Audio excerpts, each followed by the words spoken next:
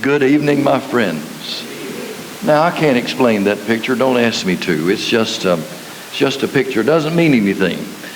The scripture at the bottom does, of course, but the picture is just, I guess it's supposed to be someone who is blessed, and now they want to bless someone else, because that's what we're going to be talking about in just a few moments.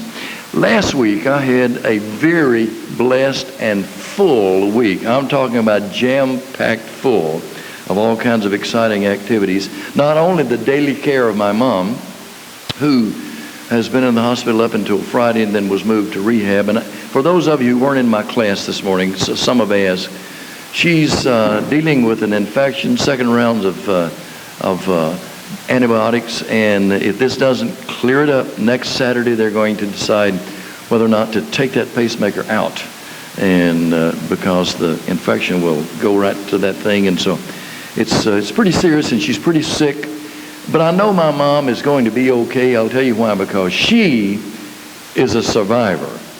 I know this because she was lying in bed Friday with all these puncture wounds all over her arms, IVs and all this, and IV, not IVs. And she said, "Son, when I get out of here, I want us to go to La Hacienda." That's a Mexican restaurant in our neighborhood. So, she's thinking ahead. She got big plans for getting well one of these days. And then, of course, we, on the campus of Heritage Christian University, we hosted the India Missions Conference. And this was a 3-day event. And then on Friday, we had another academic conference with a totally different speaker and subject matter and all that had to do about America being established upon a religious principles, and brought in an expert historian in that field, and so that was an all-day deal on Friday. Of course, I was in and out taking care of my mom and attending to her. The Indian man you see there, his name is P.R. Swami, and he is like a rock star in India. He is a very beloved and famous man, of course, who is now a man of some years, but he's just a great man. This is, you see that, the Indian man there? His name is Abraham Lincoln. Yeah, that's his name, Abraham Lincoln. And then, of course, there are other folks from India. There's a man and his wife there, and probably some others there. I had a chance to keynote on Tuesday night, then again on Wednesday afternoon, and then I drove real fast up to Madison, Alabama, and taught a men's leadership class up there. So I've had a really great week, and just wanted you to know that I can account for myself. When I wasn't here, I can account that I've been a little bit busy, and it's always that way. Now, I don't really need glasses. Sometimes I'll just wear them to show off, okay? Let's go to Genesis chapter 12. Genesis 12, verse 1. "And the Lord said to Abraham later on, leave your country, your people, and your father's household, and go to the land I will show you. I will make you a great nation, and I will bless you. I will make your name great, and you will be a blessing. I will bless those who bless you, and whoever curses you I will curse. And all the peoples on earth will be blessed through you." Okay, so here's God saying to Abraham, you're going to be blessed, and as you are blessed, then you will become a blessing to others. And so that's what we're talking about, how to be a blessing to others. So this is some review from last week. First of all, it's very important for us to explain our intentions.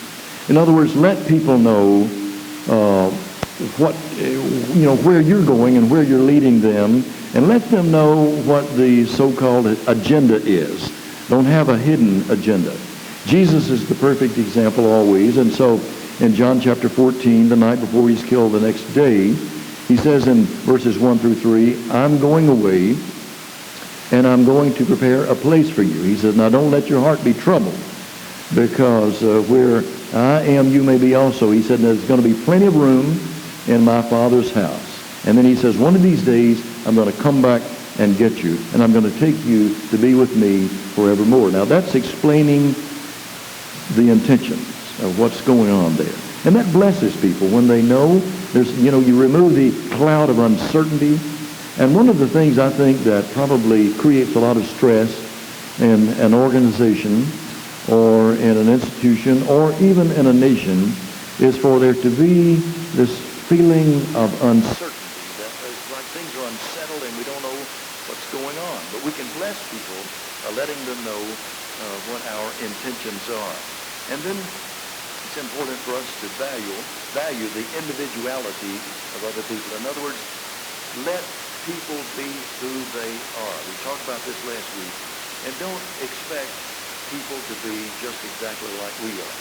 That's why there's many different colored flowers, and there's why there's so much different food, and there's why there's so many different climates to live in, because people are different. And we need to celebrate the fact that not everyone is like you. Now, if everyone, let me put this, if everyone was like me, guess what? This would be a very boring place. Amen? Amen? I mean, because you don't want everybody to be exactly the same. And just I'm thinking about just tonight, this podium up here has been graced with some real champions. I hope it doesn't go downhill now that I've got up here, but anyway, first of all, Brother John, who just always hits that note and leads us in singing, does a wonderful job. And then you go back to Brother Ramsey McReynolds and how such a fine job he does always, the way he delivers and when he reads and the way he pronounces words correctly and the way he puts some preparation into his reading, and all of that's just very fine. But notice the difference in these two gentlemen. One of them is a little taller than the other. That's the difference, you understand. And then, of course, Michael Paisley is the hero of the hour, and some of us gathered with him and his family, his wife and daughter, for a presentation that he made in one of the classrooms at 4 o'clock, a little before 4 today. A very scholarly, well-done, well-delivered class assignment on Romans 3:25. And just, Michael, you're just our champion tonight. We want you to know we love you, we appreciate you, and we are very proud of you. Now, none of the four of us who've been up here so far are very much alike. We have different tastes, and we have different ideas, and sometimes different attitudes. We need to learn in the church to value people's individuality, and we bless people when we let them know that we love and appreciate, admire, and respect them even in their individuality. And then empowering people with confidence. We talked about this last week as well. And that's where we tell people we believe in them. And we let people know we believe in them, let them know that they have our vote of confidence, that we are on their side, and that we want to do anything and everything we can to be a blessing to them. That's empowering people with confidence. And it's very important to be the kind of people who provide solutions for other people.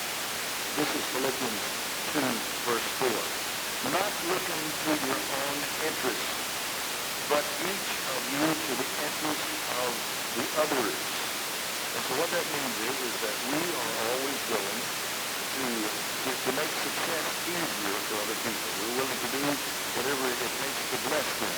If we can remove an obstacle, sometimes we can remove an obstacle that the person themselves cannot remove because we're in a position to do so. And therefore, sometimes we can make success easier more than by being some sort of facilitator and arranging things and clearing paths. And sometimes it's just a matter of you're visiting with one individual and you realize that you know someone who could really be a blessing to them because they have knowledge, expertise, contacts, and so forth that could really bless them. And so you volunteer to introduce them. You say, really, I know someone that can really be a blessing to you.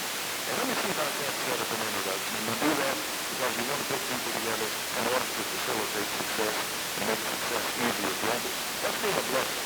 That's knowing you're blessed and therefore deciding to bless others. And then to look for ways to bring out the very best in others.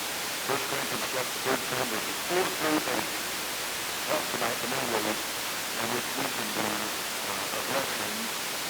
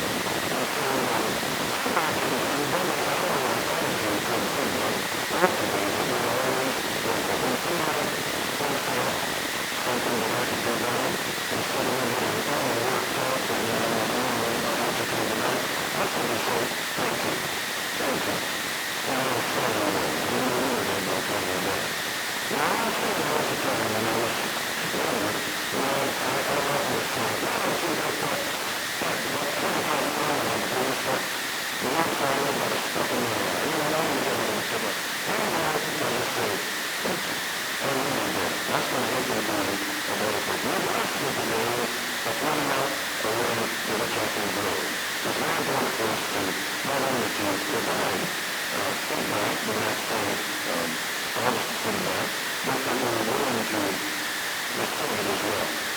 Okay, so I read this one of our servants. And he is the only servant in our entire servant body that we have paying for his education. So he doesn't have any loans, he doesn't have anything, and so they just write a check. That's rare for Harris Christian University because most of our students don't have any rental support. They're already behind the money of student tuition of their parents, or they're going to start off on the main ministry, which is usually the case. Or they come from broken homes, and their parents are running out of something. And all kinds of reasons why most college students don't have parental support. We also have a school that's designed strictly for ministers, like Heritage is. How about this one young man? And one of us about his mother is a health professional, and all that, and I'm telling you all that to say this. He's also one of the leading officers in our SGA. Standing in chapel, and that way he was standing in chapel, presiding in chapel every day for the week, and this was about a month ago, and he's got a cold. Now, he's not doing this thing. He's got a grumpy, nose-running, hacking coughing, rotten cold. Anybody knows the kind of cold I'm talking about? Well, as he's talking, he's doing this. In his right hand like this. And you can almost feel the burns coming all around his hand. And I'm freaking out, and he does this all the way long. And he just keeps having this big rough, deformed trouble in his hand. And cuts in his hand. And so, around about the end of the night, he gets through the chapel, and then he actually starts 14 and maybe 82 pounds out of his walk. And so, and then he hears through that nasty thing, must have taken hand with him. And so, I just kind of moved it inside, and I take him around, and I told him like this, so I said, come over here. Now, what I'm going to do is to give him some feedback. Guess what kind it's going to be? It's going to be negative. It's going to be honestly, it's going to be negative feedback.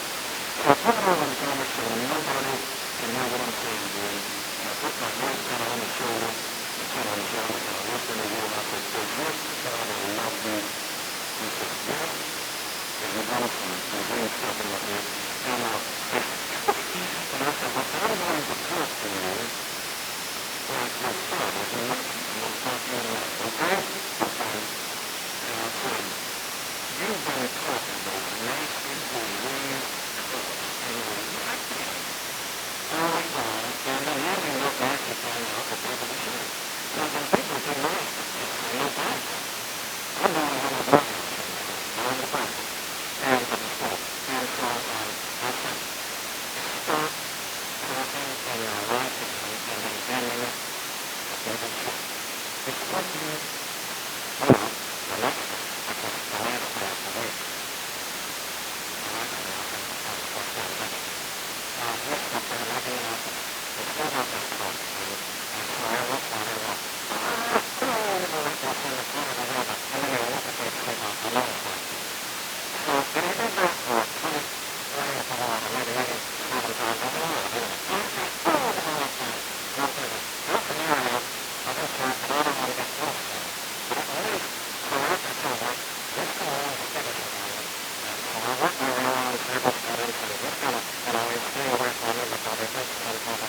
And so finally I called in, and I pressed it, and I looked at it again, and this time I said, yeah,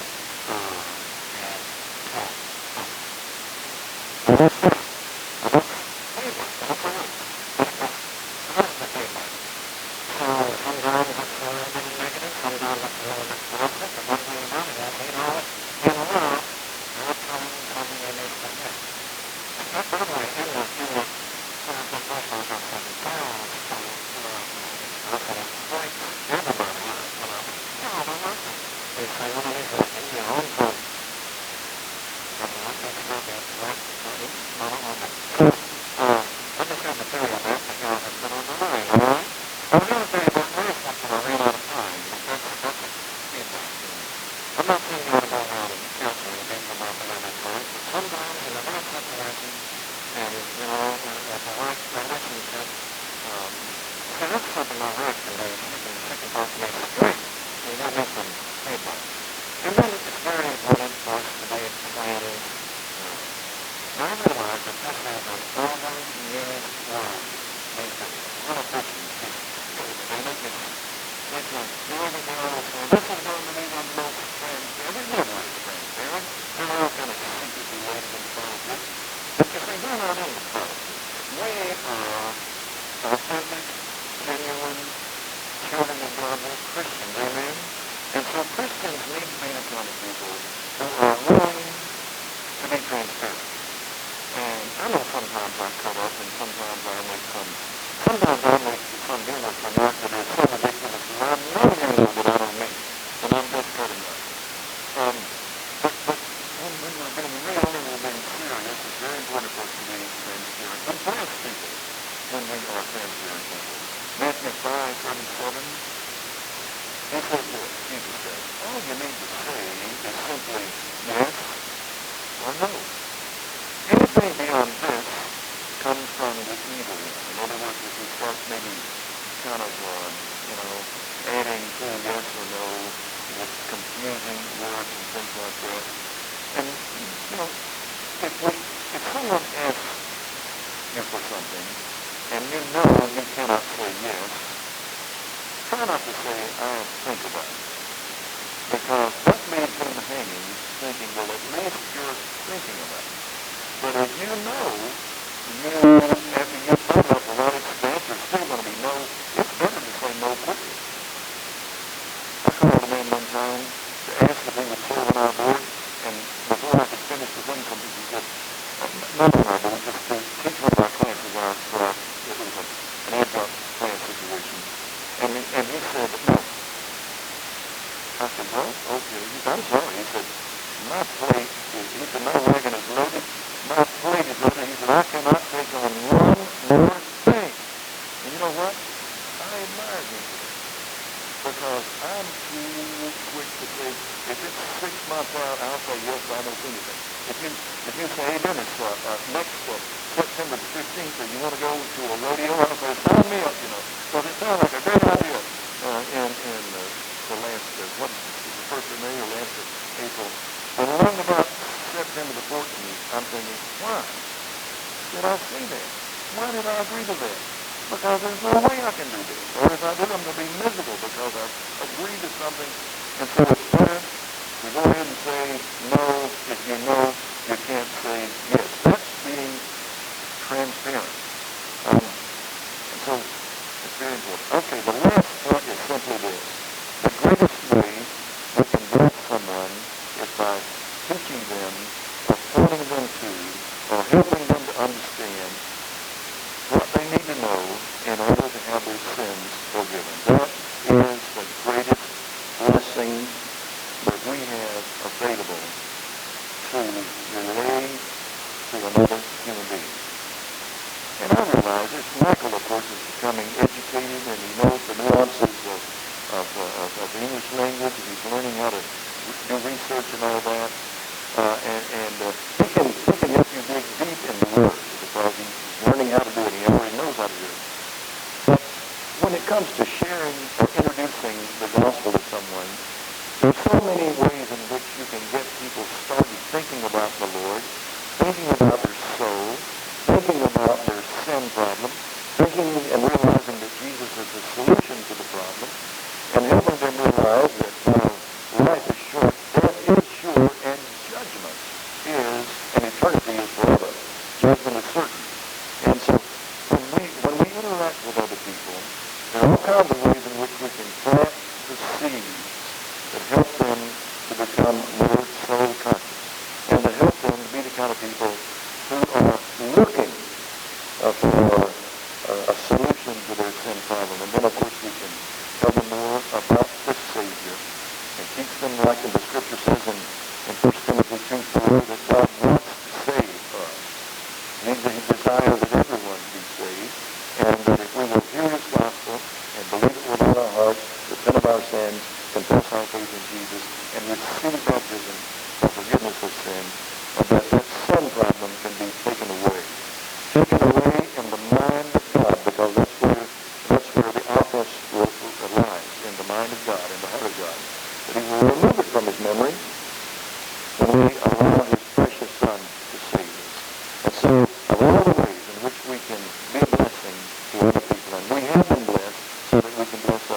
the greatest way is to tell them that all things are ready, come to the feast, salvation is available, salvation has been brought down, and God wants to save you if you only allow him to do so.